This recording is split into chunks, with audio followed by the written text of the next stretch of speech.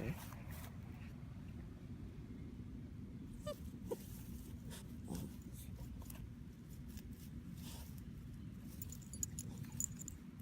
Hey guys, this is Leia, and we're going to show you how to feed your dog a raw diet. Leia. Hey. So guys, here we have the basics. I'm going to go ahead and get started with the base of the diet, which is chicken leg quarters. I use chicken because the bones are soft, they're easy to chew, and it's the most nutritionally balanced meat there is right now. Now, keep in mind, when you're feeding your puppy a raw diet, you only need 10% bone to meat. That allows you to take out the big chunks that you can't smash or you can't make small enough for them to consume safely. If they're too big, guys, they can get hurt. They can get constipated or even have something obstruct their GI tract, which is a fast visit to the vet. Now, moving forward, guys, I'm going to show you what a typical dish looks like. Now, I would not feed this to a 15-pound puppy, but this is more about one meal for a 30-pound dog.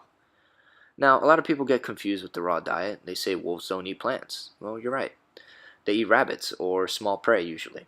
And that prey usually has a stomach intact, which the wolf eats. Now, what's really important is that the plant is cooked, guys. The stomach acids of the prey will usually cook the material. Now, don't go overboard and put too much plant in your dog's food. That will cause irritation. But generally here is a pretty balanced meal. You have fats in the egg, proteins and calcium in the meat, and then the vitamins of the pumpkin and fiber to help it digest it easier.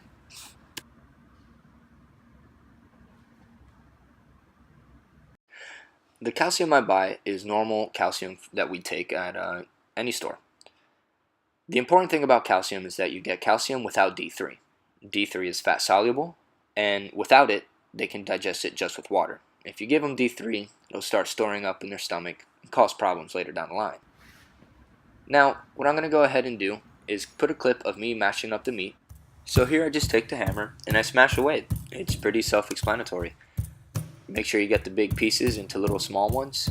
You don't want anything even remotely the size of a penny, depending how big your pup is, Once you start getting older, 6 months, 8 months to a year, they can start chewing more bones and they get their adult teeth.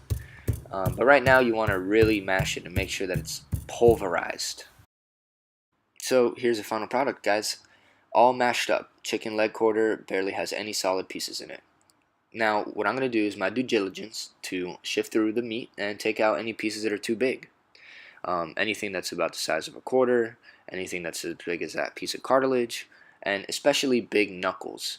Now, the bottom of the leg is fat and strong, and it's a hard joint. You want to take that out for a young pup. They can't digest it yet. It's too big. Now, this is the piece on the whole chicken, just in case you guys didn't recognize it. So I just go ahead and slice it out. Now, all this meat I'm smashing up is in preparation for the next few days. There's no way she's going to eat all of this.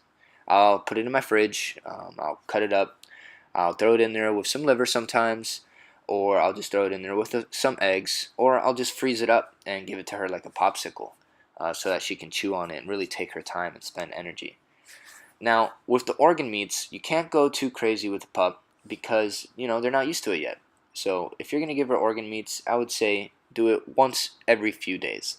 Remember, mainly chicken meat and bone. So this is an example of one of the popsicles. This one has eggs mixed with the meat that I smashed up.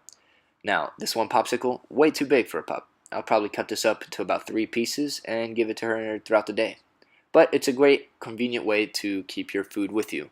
If you're traveling or if you just don't have time, you could just throw it into a little Ziploc, freeze it, and give it to her. It'll kill about 15 minutes, 20 minutes of her chewing, and she'll love it. Well, those are the basics for an everyday raw diet. You can change some things up, add some different meats, some different organ meats, and some different plant matter. As long as the plants are cooked, you should be okay if you don't put too much. Well, don't forget to subscribe to our channel so you can see more videos of Leia. And if you have any questions about the raw diet, just feel free to ask. I'm always on here, guys. Thanks.